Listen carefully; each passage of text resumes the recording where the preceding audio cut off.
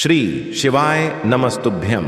ओम नमः शिवाय। दोस्तों, आप सभी लोग जानते हैं कि पितृपक्ष महीने का अमावस्या 2 अक्टूबर 2024 बुधवार के दिन पड़ रहा है, जिसका बहुत ही बड़ा और विशेष महत्व होता है, क्योंकि यह पितृपक्ष महीने के दिन पड़ने वाला सबसे बड़ा अमावस्या है और ऐसा दिन पूरे साल में एक ही बार आता है। इसलिए इस दिन को अपने हाथ से नहीं जाने देना चाहिए, क्योंकि इस दिन भगवान शिव जी बहुत जल्दी प्रसन्न हो जाते हैं। और आप सभी लोग जानते हैं कि बुधवार अमावस्या का अगर सबसे बड़ा कोई उपाय है तो वह है काले तिल वाला उपाय। दोस्तों, यह उपाय बहुत ही खास उपाय है, क्योंकि पंडित जी स्वयं इस उपाय को अपने अभी की ही शिव महापुराण कथा में बताया है।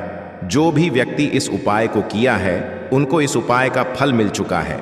लेकिन बहुत सारे लोग ऐसे भी होंगे जिन्होंने इस उपाय को अभी तक ना किया हो, पर उनके लिए जो सबसे अच्छा मौका है बुधवार अमावस्या के दिन। दोस्तों, इस उपाय को करने से आपको जो फल मिलेगा वह आप कभी कल्पना भी नहीं करी होगी।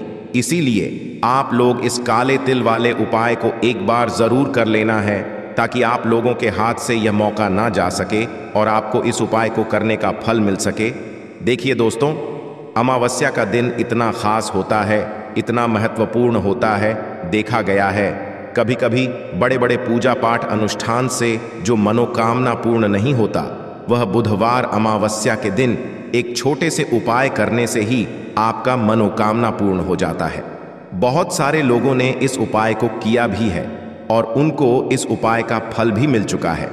और दोस्तों, जब तक आप यह वीडियो देख रहे होंगे तब तक बहुत लोगों ने इस उपाय को कर चुके होंगे, लेकिन अभी भी समय है।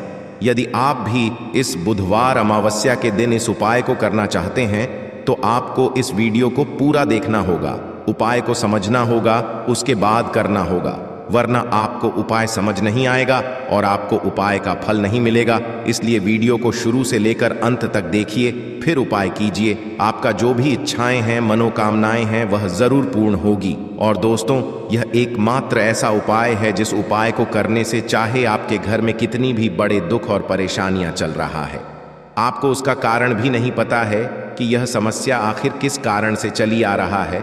उसका कुछ भी कारण हो सकता है, जैसे पितृदोष हो सकता है, काल सर्प दोष हो सकता है, या किसी भी तरह का मंगल दोष भी हो सकता है, कुछ भी हो सकता है। पर आपको इस उपाय को करने के लिए अपने दोष को पता लगाने की भी जरूरत नहीं है, और आपके जीवन में किस कारण से दुख और परेशानियां चलती चली आ रहा है उसको भी पता लगाने की जरूरत नहीं है। बस आपको इस बुधवार अमावस्या के दिन इस काले तिल वाला उपाय को कर लेना है, क्योंकि दोस्तों, यह एकमात्र ऐसी उपाय है जिसे करने मात्र ही आपके घर परिवार में सुख और शांति आएगी। आपकी जो भी परेशानियां हैं वह खत्म हो जाएगा और आपका मनोकामना भी पूर्ण हो जाएगा। चलिए दोस्तों, अब हम समझते हैं कि इस काले तिल वाला उपाय को आखिर करना किसको है, किस समय करना है और कैसे करना है।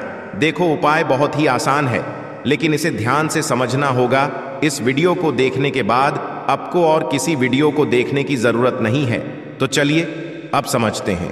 लेकिन उससे पहले, अगर आप लोग भगवान की कृपा YouTube चैनल पर पहली बार आए हैं और मेरी आवाज को पहली बार सुन रहे हैं, तो वीडियो को लाइक और चैनल को सब्सक्राइब जरूर कर लेना, ताकि आगे भी आपको ऐसे ही उपाय जानने को मिले। तो सबसे पहले हम बात करेंगे आखिर इस उपाय को करना किसको है। तो देखिए, इस उपाय को घर की सभी सदस्यों को करने की कोई जरूरत नहीं है। घर में से अगर कोई एक सदस्य इस उपाय को कर लेता है तो इस उपाय का फल आपका पूरा घर परिवार में मिलता है। इसलिए घर की कोई भी एक बड़ी सदस्य इस काले तिल वाला उपाय को कर सकते हैं। लेकिन वह बड़े सदस्य कौन होगा? तो मुख्य रूप से वह बड़ी सदस्य घर की माताएं बहनें होंगी, क्योंकि माताएं बहनें घर की लक्ष्मी होता है और घर की लक्ष्मी अगर कोई उपाय करेगी तो उसका फल निश्चित रूप से मिलेगा। लेकिन अगर किसी कारण बस घर की माताएं बहनें वर्तमान नहीं हैं, तो घर की कोई भी एक बड़ा सदस्य इस 2 चुटकी काले तिल वाला उपाय को कर सकता है। चाहे वह महिला भी हो सकता है और पुरुष भी हो सकता है, इसमें कोई दिक्कत वाली बात नहीं है। चलिए अब बात करते हैं कि आखिर इस उपाय को करना किस समय है, सुबह के समय करना है कि शाम के समय करना है। तो देखो, इस वाले उपाय को आप लोग सुबह के समय भी कर सकते हो और शाम के समय प्रातःकाल में भी कर सकते हो। अब अगर आप पूछो कि भाई साहब सबसे उत्तम समय कौन सा रहेगा, इस 2 छुटकी काला तिलवा उपाय को करने का, तो हम आपसे बस यही कहेंगे कि इस उपाय को आप सुबह के समय करेंगे तो ज़्यादा बेहतर होगा। बाकी अगर शाम के समय भी करेंगे तो भी अच्छा होगा, उसमें कोई भी दिक्कत वाली बात नहीं है। तो अब दोस्तों, जो अगली सबसे बड़ी और महत्वपूर्ण बात आती है वह यह आती है कि सुबह अगर हम उपाय को करें तो हमें कितने बजे से ले कितने बजे तक के बीच में करना है, और शाम के समय प्रदोष काल में करेंगे तो हमें कितने बजे से लेकर कितने बजे के बीच में करना है। तो देखो, सुबह जितनी जल्दी हो सके आप उपाय को करने की कोशिश करना। बाकी अगर किसी कारणवश लेट भी हो जाओ, थोड़ी देर भी हो जाए, तो 10 या 11 बजे तक भी आप उपाय कर लेना, पर 12 बजे से ज्यादा देर ही ना हो, ठीक है? इस बात का ध्यान रखना। उसके बाद में दोस्तों, अगर शाम के समय प्रदोष काल की बात करें, प्रदोष काल का जो समय होता है वह शाम के 6 बजे से शुरू हो जाता है। मतलब शाम के 6 बजे से लेकर शाम के 6 बजे से रात के 8 बजे के बीच में आप कभी भी इस वाले उपाय को कर सकते हो, उसमें कोई भी दिक्कत वाली बात नहीं है। अब बात करते हैं कि आखिर इस 2 चुटकी काले तिल उपाय को करना किस लिए है। जैसा कि हमने आप लोगों को बताया, अगर आपके जीवन में बहुत सारे दुख परेशानी आ रहा है, आपका मनोकामना पूर्ण नहीं हो रहा है, या फिर आपके जीवन में आपके घर परिवार में पैसों की दिक्कत चली आ रहा है, आपके घर में पैसा आ ही नहीं रहा है, मानो आपको घर बनानी है, बच्चों को अच्छे स्कूल में पढ़ना है लेकिन उसके लिए पैसे नहीं हैं, तो आपको इस काले तिल वाला उपाय को एक बार जरूर करना है, क्योंकि यह एक ऐसे उपाय है जिस उपाय को करने मात्र ही आपके घर में धान की बारिश होगी और आपके जीवन में जो भी दुख परेशानियां चल रहा है वह खत्म हो जाएगा। साथ ही साथ आपका मनोकामना भी पूर्ण होगी। तो यह तो आपको समझ आ गया कि यह 2 छुटकी काला तिल वाला उपाय करना किस लिए है, लेकिन करना कैसे है। तो चलिए अब बात करते हैं कि आखिर इस उपाय को करना कैसे है। तो चलिए दोस्तों, जान लेते हैं गुरुदेव द्वारा बताए गए सबसे पहले और खास उपाय के बारे में। देखिए दोस्तों, गुरुदेव ने बताया है कि बुधवार अमावस्या के दिन किया जाने वाला यह सबसे खास और सर्वश्रेष्ठ उपाय है। अब यह जो पितृपक्ष के दिन होते हैं, इन दिनों में जब आप यह उपाय करेंगे जो हम आपको बताने वाले हैं, गौ माता से जुड़ा हुआ उपाय है। देखिए, गौ माता के अंदर हमारे पितरों का ही वास माना जाता है।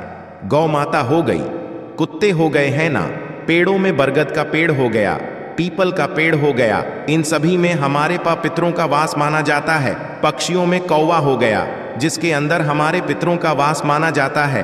तो ऐसा समझ लीजिए कि जब भी जीवन में दुख बढ़ जाए, कष्ट बढ़ जाए, धन को लेकर आप परेशान रहने लगे, कर्जे जैसी समस्याएं जीवन में बढ़ रही हैं, आपके घर में संतान को लेकर बहुत दुख है, आप अपने घर के लड़ाई झगड़े से परेशान रहते हैं, घर में कोई ना कोई झगड़ा करता ही रहता है, आप सोच सोच कर परेशान रहते हैं कि कैसे घर में शांति आएगी, कैसे घर में सुख समृद्धि आएगी।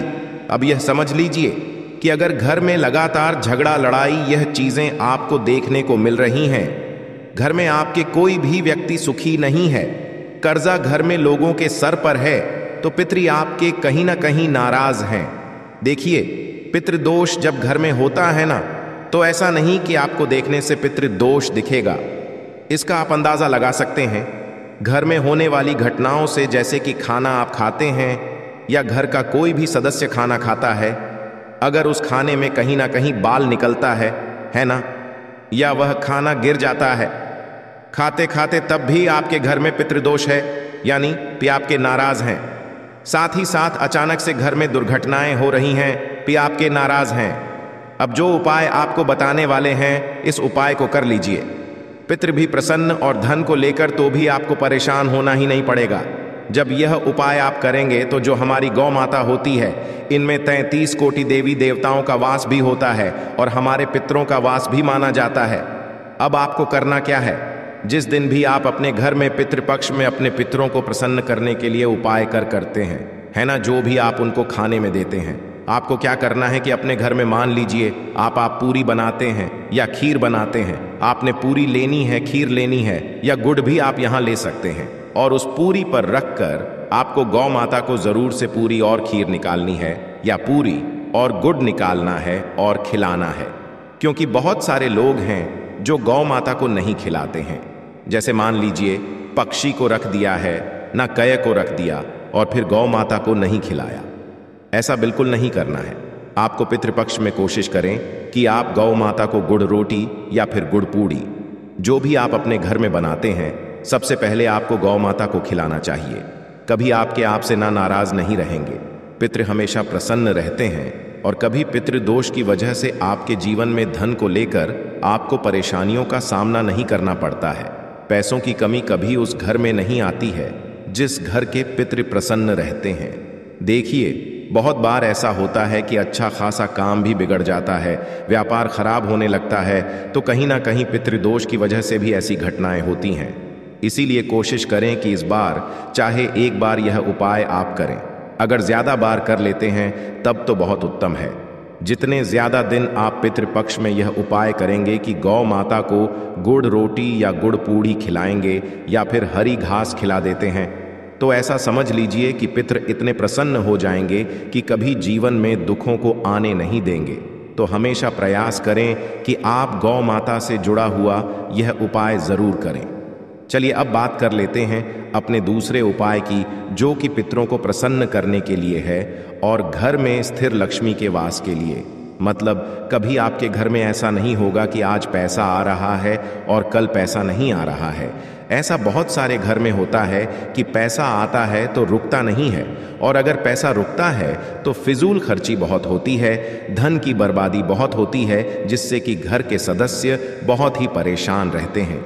अब ज्यादातर लोग की यह समस्या होती है कि धन की बर्बादी हो रही है और घर में पैसा नहीं रुक रहा है। अगर आपके साथ भी ऐसा है तो बिल्कुल से आपको यह दूसरा उपाय सुनना चाहिए और इसे पितृपक्ष में जरूर करना चाहिए। देखिए, आपको यहां पर क्या करना है कि काला तिल लेना है। काला तेल पितरों को सबसे प्रिय होता है। आपको क्या करना है, 2 से 3 छुटकी काला तेल लेना है और आपको लेना है यहां पर एक मिट्टी का दीपक। उसके अंदर आपको तिल का तेल डालना है या फिर सरसों का तेल भी आप डाल लें। अगर आपके पास तिल का तेल ना हो तो इसी के अंदर आपको 2 से 3 चुटकी काला तेल डालना है। और यह दीपक आपको कहाँ लगाना है? यह दीपक आपको लगाना है अपने घर के मुख्य द्वार पर। जैसे ही आप पितृपक्ष में यह उपाय करेंगे, मुख्य द्वार पर दीपक लगाएंगे, अपने पितरों से क्षमा याचना करेंगे, माँ लक्ष्मी का ध्यान करेंगे, श्री हरि विष्णु का ध्यान करेंगे। ऐसा समझ लीजिए कि स्थिर रूप से माँ लक्ष्मी आपके घर में आएंगी। कभी ऐसे घर को छोड़कर माँ लक्ष्मी नहीं जाती है जिस घर के मुख्य द्वार पर दीपक जलाया जाता है। देखिए, दीपक तो मुख्य द्वार पर आपको हमेशा जलाना चाहिए, क्योंकि माँ लक्ष्मी प्रतिदिन भ्रमण पर निकलती है शाम के समय, और जिस घर के द्वार पर दीपक जला होता है, हमेशा ऐसे घर में ही माँ लक्ष्मी का वास होता है। हमेशा ऐसे घर में माँ लक्ष्मी आती हैं और फिर कभी ऐसे घर को छोड़कर नहीं जाती हैं। दूसरी चीज कि तिल का जो महत्व होता है यह बहुत ही ज्यादा बढ़ जाता है पितृपक्ष में। तो पितृपक्ष में तिल के तेल का दीपक जलाते हैं या फिर आप सरसों के तेल का दीपक जो जला रहे हैं उसी में आपने 2 छुटकी तेल डाल लिया, तो ऐसा समझ लीजिए कि फिर आपके पितृ आपसे प्रसन्न होते हैं और कभी ऐसे घर पर कोई दुख, कोई संकट नहीं आता है पैसे को लेकर। तो पैसे की समस्याओं को दूर करना है, बैंक बैलेंस को बढ़ाना है और अपने घर में सुख समृद्धि दिलानी है, क्लेश दूर करना है, तो यह बहुत ही उत्तम उपाय है। पितृपक्ष में जितने ज्यादा दिन यह उपाय कर लेंगे ना उतना बहुत ही ज्यादा, ऐसा समझ लीजिए कि लाभ ही लाभ आपको यह उपाय देगा। चलिए अब बात कर लेते हैं अपने तीसरे उपाय की। जो लोग कहते हैं कि भाग्य ही साथ नहीं देता, जीवन में दुख ही दुख लिखे हैं, हर तरफ से जीवन में दुख आ रहे हैं, कष्ट आ रहे हैं, पैसों की समस्या आ रही है, घर में बीमा प्रवेश कर रही हैं, घर का लड़ाई झगड़ा बंद नहीं हो रहा है ना, बैंक बैलेंस नहीं बढ़ रहा है, कारोबार बिल्कुल चल नहीं रहा है, तो सारी तरह की समस्याएं आपके जीवन से दूर करते हैं महादेव, जो कि देवों के भी देव हैं। अब महादेव अगर किसी को आशीर्वाद दे दे और इनकी कृपा जिसको मिल जाए, उसके जीवन में कभी कोई संकट आने ही नहीं देते हैं।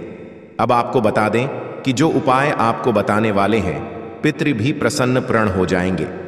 कुंडली में अगर कोई दोष है, कोई वास्तु दोष है, वह भी दूर हो जाएगा और महादेव ऐसा आशीर्वाद आपको देंगे कि जीवन में कभी कोई संकट, कोई दुख नहीं आएगा।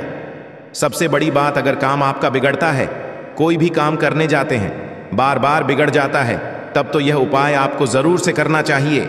2 चुटकी काला तेल लेना है, 1 लौटा जल लेना है, अपने घर का ही जल लेना है।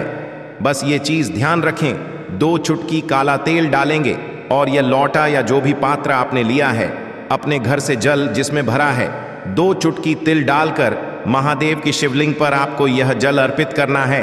अब यह उपाय जो व्यक्ति पितृपक्ष में करता है, उसकी कुंडली में अगर कोई दोष है वह दूर हो जाता है, भाग्य में दुख लिखे हैं वह दूर हो जाते हैं, कोई मनोकामना पूरी नहीं हो रही है, मनोकामना पूरी हो जाती है। पितृ भी अगर नाराज है ना, तो पितृ भी प्रसन्न हो जाते हैं। और देव के देव महादेव जो है ना, कभी आपके जीवन में, कभी आपके धन पर कोई संकट नहीं आने देते हैं। हमेशा आपके जीवन में, आपके घर में सुख समृद्धि सब कुछ आती है। आप अपने जीवन में बहुत आगे जाते हैं। जब इस उपाय को करते हैं, सच्ची श्रद्धा से करेंगे तो उपाय सफल होगा और इसका चमत्कार आपको थोड़े दिनों के अंदर ही अपने जीवन में देखने को मिल जाएगा। तो महादेव की कृपा प्राप्त करना ऐसा समझ लीजिए कि आने वाली पीढ़ियां भी सुख ही सुख देखती हैं।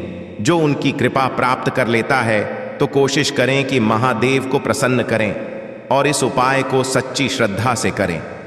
महादेव अपने भक्तों के जीवन में कभी कोई दुख और संकट नहीं आने देते हैं। तो दोस्तों, यह था पूज्य गुरु जी द्वारा बताए गए कुछ बहुत ही खास और महत्वपूर्ण उपाय। यदि आप इन उपायों को सही तरीके से कर लिया तो आपके जीवन में, आपके घर परिवार में जितने भी दुख और परेशानियां चल रहा है वह खत्म हो जाएगा और आपका मनोकामना पूर्ण होगा।